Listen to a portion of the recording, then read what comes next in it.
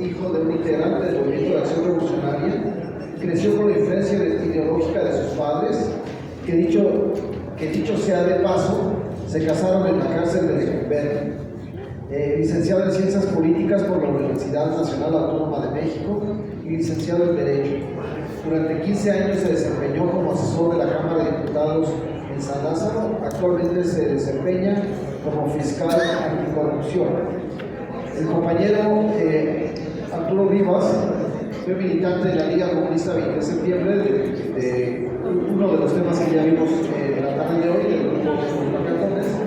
Estuvo preso y bueno, por no darnos sus enlaces, no la tenemos tal como ella quisiera, pero es un gran camarada, es un hermano y es uno de los que han sido los propulsores de este movimiento revolucionario. Entonces, ¿cómo han acordado que van a empezar? Primero Arturo Rivas. Muy bien, pues entonces con ustedes Arturo Rivas.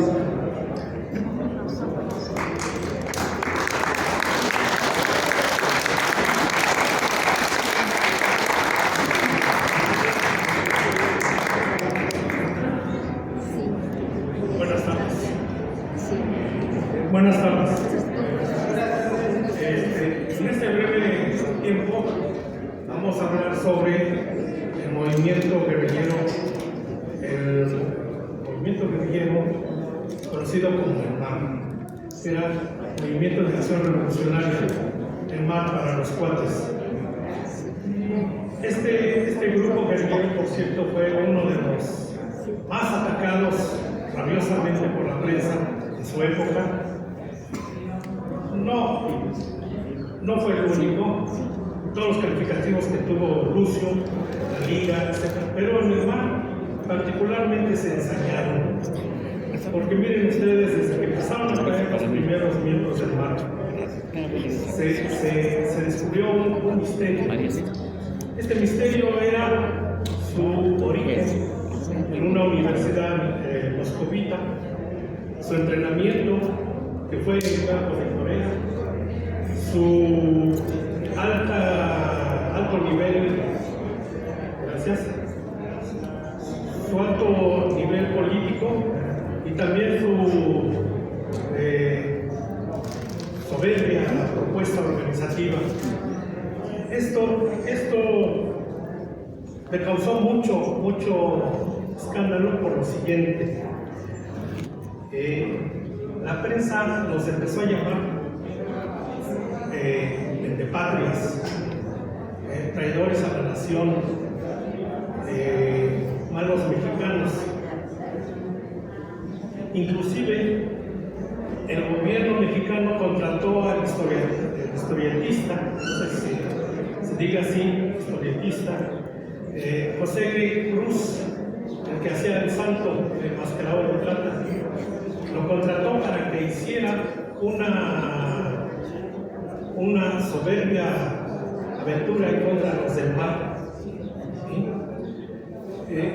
Y este folletín tuvo unos reflectores y una difusión mayúscula, tremenda. Pero ¿por qué tanta ataraca contra el MAR, que hasta el mascarón de plata ya estuvo? Miren ustedes,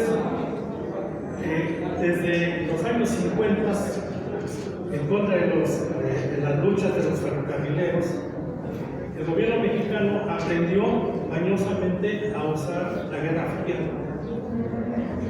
Entonces, todos sus oponentes eran atacados y acusados de pertenecer a una conjura contra el gobierno mexicano.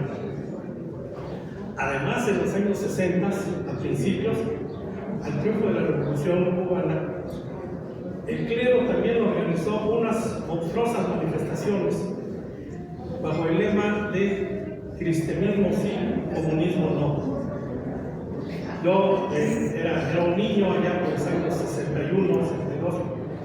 En la puerta de mi casa estaba ese famoso letrerito, eran unos letreritos amarillos: cristianismo sí, comunismo no. Y todos mis vecinos en las ventanas estaban. Era una época de mucho maniqueísmo. De pronto el mundo estaba dividido en dos. Por un lado era el bien, la familia, la cultura occidental y los valores cristianos. Y del otro lado estaban el mal, los ateos, los comunistas, un maniqueísmo tremendo. Cuando empieza a caer los primeros del mar, resulta que fueron entrenados en Corea, estuvieron por Moscú, entonces fue el grito en el cielo que hizo el gobierno.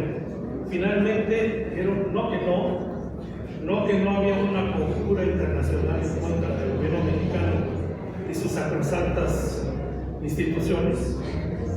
Fue, me atrevo a decir, el grupo más rabiosamente. Pero bueno, dejemos eso y nos vamos al libro de Tony. El fenómeno de la guerrilla en México en los 60s y 70s es un acontecimiento rico y complejo, de inmensa vitalidad que ofrece muchísimas facetas. Desde ayer y todavía hoy, nos esforzamos en sistematizarlo, convirtiéndolo en información objetiva y ordenada. Los estudiosos del tema han generado obras valiosas, pero todavía aún nos resulta insuficiente para interpretar el actual acontecimiento político del siglo XXI. El tema no toca fondo y la respuesta nos lleva a nuevas preguntas. Afortunadamente, las actuales condiciones nacionales, los avances técnicos, nuevos métodos y la accesibilidad a nuevos archivos propicia ahora excelentes condiciones para lanzar sobre este fenómeno una nueva mirada lúcida y profunda en todas las direcciones de la brújula. Es así que José Antonio nos presenta esta obra.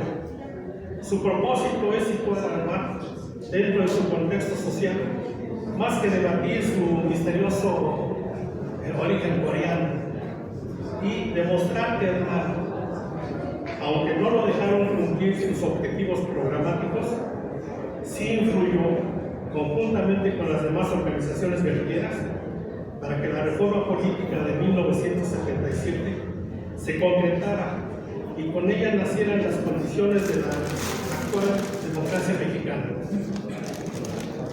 Por más que el MAR fue integrante de un conglomerado de organizaciones similares, Luis Antonio, por razones políticas, lo particulariza como un ente económico, social y político, sin referencia a los teñidos prejuicios de su origen, ideología ni propuesta organizativa. Y cuando llega el momento del análisis final, el factor más importante es el político. Este imperativo político queda suficientemente claro en el libro, y a pesar de este esplendor del arte guerrillero que tuvo esta organización, que es indiscutible, su principal aportación es para la legislación impronta a la que se vio obligado el régimen de esa época y sus condiciones actuales. Así pues, el mar y su influencia en el sistema político mexicano es una obra singular, entre las muchas que se han escrito sobre este inmenso fenómeno de la guerrilla.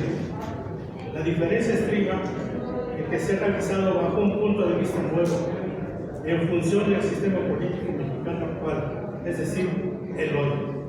Y que sea el propio compañero el que nos platique ahora de esto. Gracias.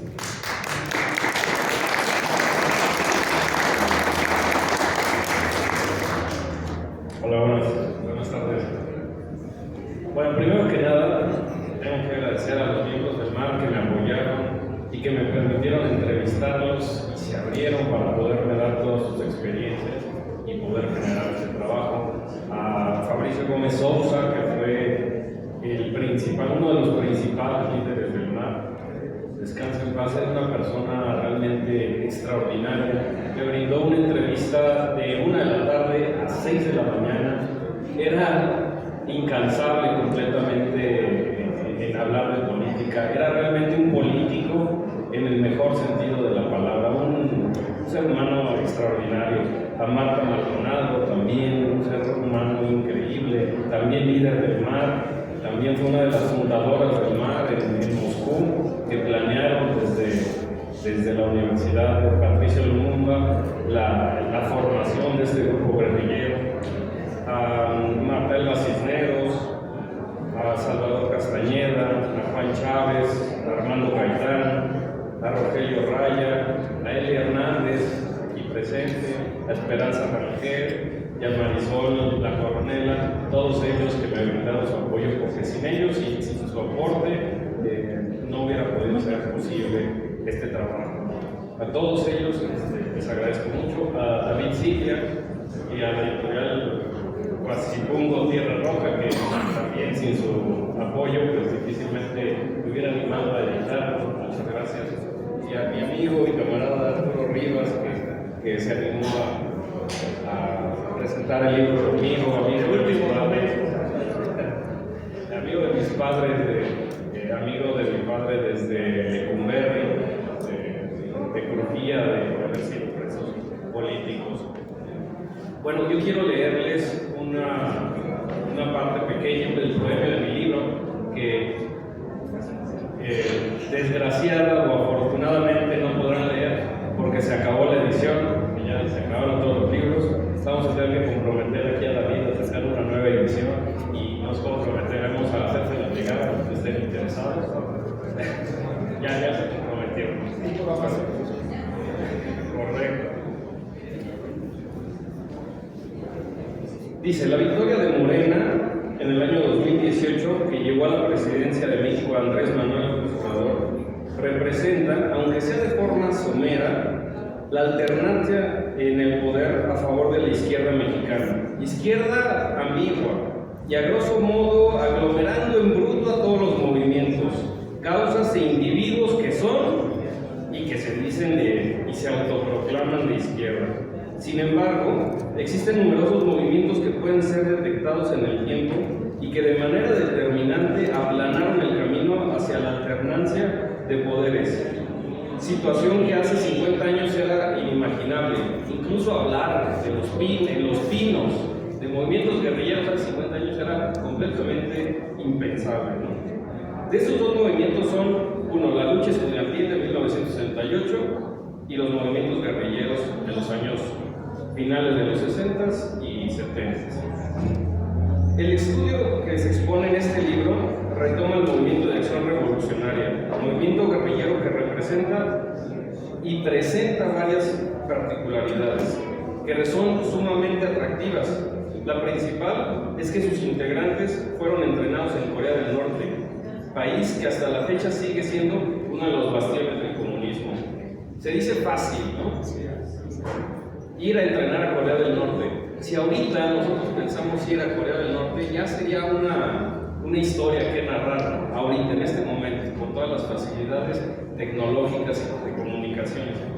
Pero imagínense en el año 1969, jóvenes entre los 20 y 25 años, que era el promedio de edad de los integrantes del MAR, irse a entrenar, ir a la clandestinidad, irse a entrenar en el manejo de armas, en guerra de guerrillas, en técnicas y tácticas contrainsurgersivas de comunicación, en un país comunista.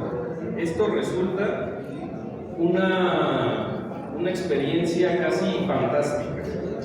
Por ello, el presente trabajo intenta aportar parte de la historia que debe ser contada respecto de las personas que contribuyeron al cambio en esta gran maquinaria llamada sistema político. Contribuciones que se dieron desde diferentes formas. Algunos dieron años de su vida en la cárcel, otros sacrificaron la tranquilidad de sus familias al ser perseguidos, otros fueron torturados, otros fueron expatriados, otros más perdieron la vida y en los peores casos los desaparecidos también aportaron su existencia a la causa. Pero para el cambio todo contó.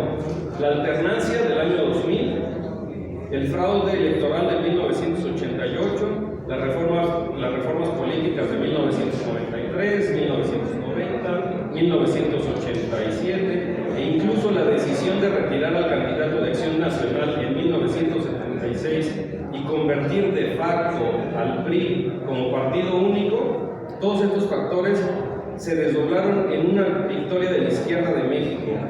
Pero esas historias se han escrito y contado muchas veces de forma exagerada y maniquea, sin dar el verdadero lugar que merecen en la historia los movimientos guerrilleros para la reforma de 1977, o reforma denominada LOPE, que era Ley de Organizaciones Políticas y Procesos Electorales. Debido a que esta transformación no puede entenderse sin la presión que significaron los movimientos guerrilleros al sistema político. Por ello, la Crónica del Mar es solo una de las numerosas y muy importantes movimientos guerrilleros que son parte de la historia política que todavía no ha sido contada en su mayoría.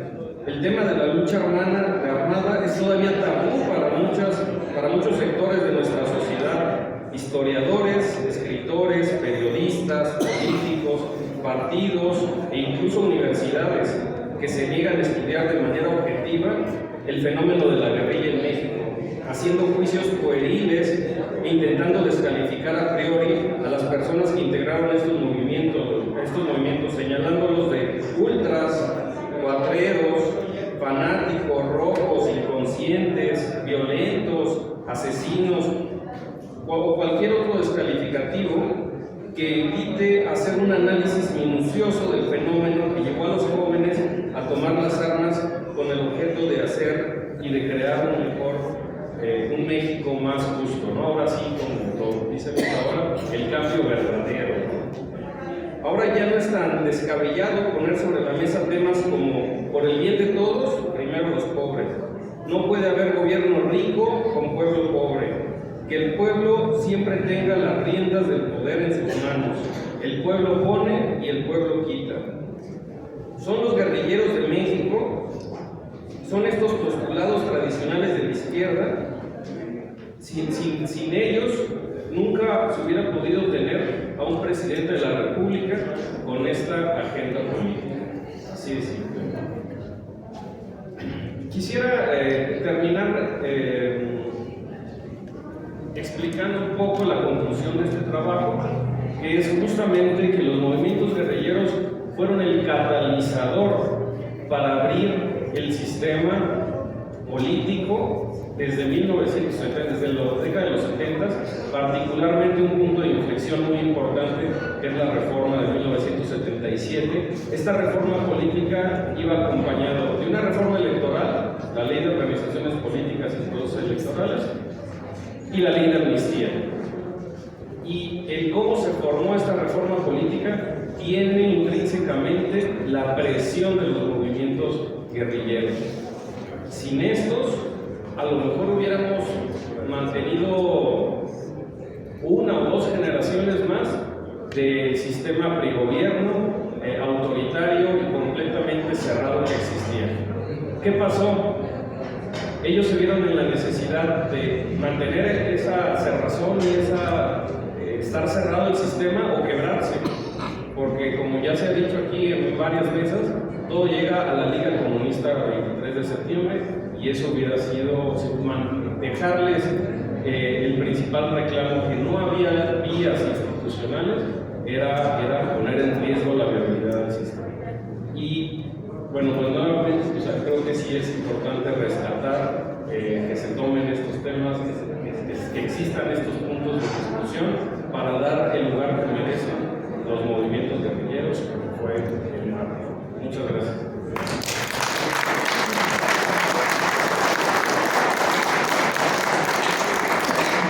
De manera acostumbrada, y haciendo consciente del recordatorio de que seamos muy breves, abrimos la ronda de preguntas y respuestas. Si nos hacen el favor, ¿quién levanta la mano? ¿Nadie tiene dudas? Todo estuvo muy claro. El compañero, posteriormente la compañera, y después la otra compañera, el compañero y a él de atrás, y se acabó. Empecemos, por favor, si nos hacen el favor de hacerle llegar el micrófono.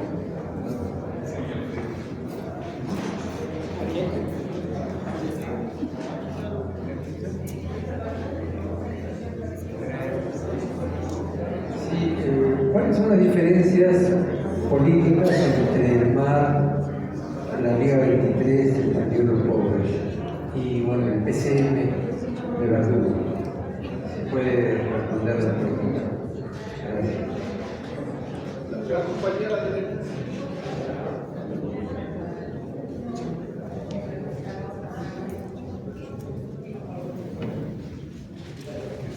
Bueno, primero que nada ya tenemos en claro que en la lucha de las guerrillas es una lucha de idealismo. La guerrilla trae el idealismo de la libertad. ¿Qué es lo más rescatable de ese idealismo? El que no nos encerremos en un gobierno que controla todo, o que esto sería lo más relevante. La compañera de atrás con la ventana. Ya cerramos. Hola, buenas tardes. Mi pregunta va dirigida principalmente al contenido de la obra, bueno, al contenido de este libro. ¿Agregas algo más de información o algún anexo a lo que presentaste en tu trabajo de titulación en el año 2008? Bueno, ya atrás hay un compañero que levantó la mano. Ya atrás. Compañero primero. Y luego, ahí atrás. Buenas noches. Tengo la fortuna de haber encontrado bueno, si en este lugar no se podría hablar de la guerrilla, hoy lo estamos haciendo. Y eso me lleva a preguntar que Marroco, con el gobierno actual, desaparece todo este discurso de las guerrillas en México. Estamos en posibilidad de pensar que esto pertenece exclusivamente al pasado,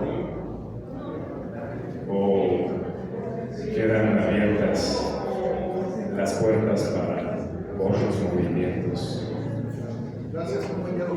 Allá atrás alguien levantó la mano. Si no, yo ahorita tú vas a ser ahora sí el último, pero aquí alguien levantó la mano.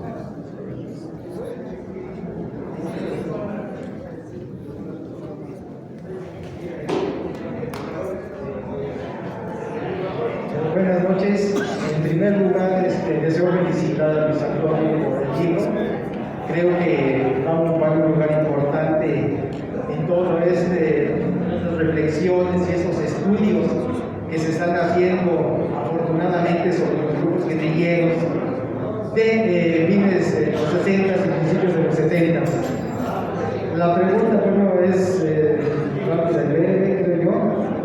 Nada más preguntar si piensas tú, Luis Antonio, que el movimiento estudiantil de 1968 influyó en alguna forma sobre la formación de todos estos grupos guerrilleros, y también si influyó también sobre el haber hecho la famosa LOPE, que consistió precisamente en abrirle camino a otros partidos pues, que se podrían llamar más de oposición que los partidos clásicos que tenían, que únicamente el PRI, el PAN, ¿cómo se llama?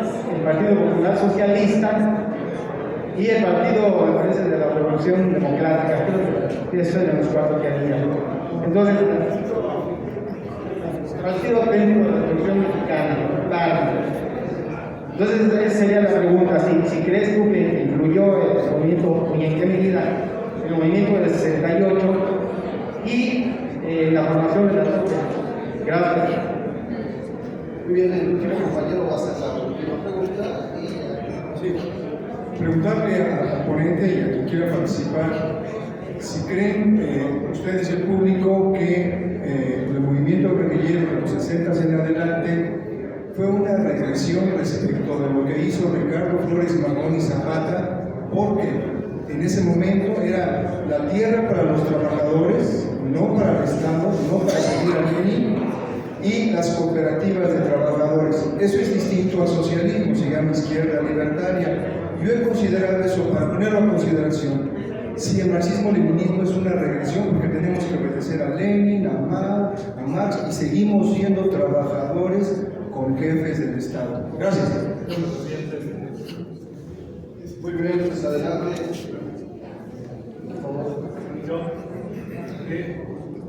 La pregunta de qué diferencias había entre las diferentes guerrillas.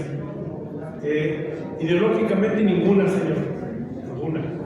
Estratégicamente sí había diferencias. Había algunos que preferían el ambiente urbano, otros el rural. Pero aún ni siquiera eso eran diferencias, eran simplemente estrategias. Sí hubo diferencias y hasta riñas dentro de la guerrilla, lamentablemente por personalidades. Ese fue un error que se comete siempre, no nada más en la guerrilla, cualquier tipo de organización, cualquier comunidad la hay, y lo hubo desgraciadamente. Sí, fíjense que no estamos hablando de una guerrilla muy moderna, que es la de Chiapas, la de los zapatistas. Ese sí tiene un carácter muy diferente, principalmente priorizando la participación indígena y logrando círculos de autogobierno. Para mí, mis respetos hacer eso. Pero esas eran las diferencias, no había ninguna. Tanto así que siempre hubo grandes esfuerzos por conjuntar las diferentes organizaciones. No se hizo por caudillos, por liderazgo, lamentablemente, y lo pagamos caro. Gracias. Sí, a la compañera de ya del idealismo libertario, hay dos conceptos que van de la mano y no se pueden separar. La libertad va necesariamente de la mano con la igualdad. Y todos los movimientos guerrilleros inspirados, como decían, en el marxismo-leninismo y en un socialismo, van justamente buscando principios de justicia social, de justicia económica, de una equidad de la distribución de la riqueza. ¿Para qué? Para generar mejores condiciones de igualdad y por lo tanto una mejor justicia y por lo tanto mayores libertades para todos. Porque cuando hay desigualdades no podemos hablar de libertad con mayúsculas, ¿no? Ahora, a la compañera que me hablaba del trabajo, efectivamente el centro del trabajo es mi tesis de licenciatura como licenciado en Ciencias Políticas, Administración Pública. Lo único que se modificó es la introducción y se actualizaron ciertas conclusiones, básicamente. Bueno, del compañero, los movimientos se dan en un sistema político cerrado, y creo que eso es parte de lo que aportamos en esta investigación. Cuando el sistema político se empieza a cerrar, la inconformidad política se da en mayor medida y quiebra el sistema político. Por eso el sistema político mexicano se ha sabido autorregular y entonces deja salir ciertas cuestiones de presión, como generando representación política para aminorar la inconformidad política. Pero si tenemos un sistema político que se va cerrando, entonces la inconformidad va a aumentar y puede aumentar hasta el grado de volver a generar movimientos. Por ejemplo, yo creo que tenemos ciertos indicios de que se está cerrando. El que se haya vuelto a legislar la reelección es terrible para nuestro sistema mexicano, porque tenemos senadores de 12 años, diputados de 24, o sea, tenemos una clase política que se va a hacer añeja, que se va a endurecer, y luego entonces va a haber una clase política abajo que va a exigir votos de poder hasta tronarlo, ¿no?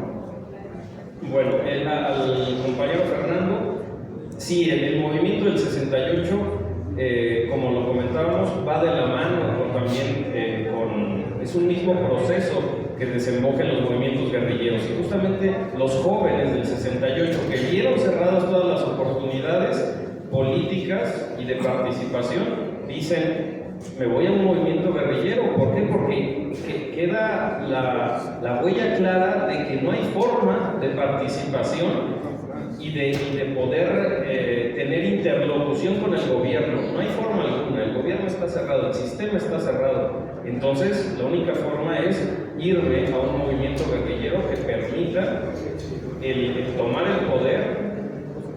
Ahora, lo que decimos en la tesis y lo que concluimos es de que sí, los movimientos guerrilleros querían tomar el poder.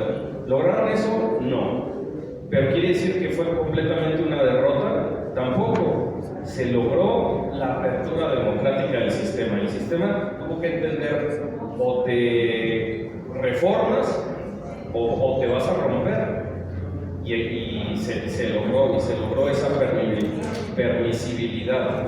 Y ese fue el verdadero logro de los movimientos guerrilleros, que a veces resulta difícil para los integrantes de los movimientos guerrilleros de hablar de esto, porque ellos dicen, bueno, fuimos capturados, fuimos presos, fuimos torturados, pero ahora el poder hablar de esto aquí en Los Pinos es parte de lo que ellos lograron y se les debe de reconocer, ¿no? Creo que eso sería. Tuve una pregunta del señor, muy peleaguda, por cierto. La vigencia del marxismo-leninismo, qué difícil. Versus Flores Magón y Zapata. Flores Magón. Flores Magón era anarquista, no, era más bien de Proudhon, de Bakunin. Él era de otra tendencia diferente, pero iniciador, clarísimo. Fíjese usted que ahora el marxismo-leninismo se está revisando, y así deben ser todas las cosas. Era nuestra bandera, pero algo ya no está cuajando. Sigue siendo la vigencia del capitalismo, sigue estando todavía la exportación, sigue todavía sacándose plusvalía. ¿Sí? Sin embargo, se revisa ahora en el marxismo-leninismo la creación de partido. Quizás no tenga que ser ya un partido. Ya vimos lo que nos pasó con Stalin, ¿no? Ya vimos lo que llega a ser el aparato de camaradas. Así es. De camaradas. Entonces, también, y yo creo que ahora la revisión más interesante, en mi opinión, es esa mezcla de anarquismo y de comunismo. Es decir, siempre se atacaron. A los anarquistas les decían socialistas utópicos y a los marxistas socialistas científicos, ¿no? ¿Sí? Y los del otro lado decían que los marxistas eran autoritarios y eran los libertarios. Exacto. Ahora no. Yo creo que tiene el anarquismo mucho que decir en el futuro, porque está proponiendo algo quizá como lo que están haciendo los zapatistas. O sea, ya no de aparatos, sino más abajo. Sí. ¿Sí? Pero qué difícil pregunta, no sé, pero pues seguimos con eso. La cooperativa Pascual es un ejemplo de la izquierda libertaria. Muy bien. Son propietarios. Es un debate entre el anarquismo y el marxismo y no lo podríamos resolver hoy. Aquí nos están mostrando la tarjeta del tiempo, ya llegamos a nuestro límite. Yo les pido un aplauso para los compañeros.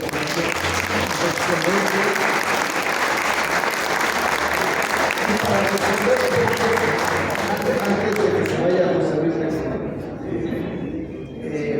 miren, nosotros quisimos hacer este evento y esta presentación de libros, entre otras cosas, porque sí es muy importante que esto se dé a conocer, pero también nosotros queremos decirle a las autoridades, no están poniendo suficiente atención en el rescate de la memoria.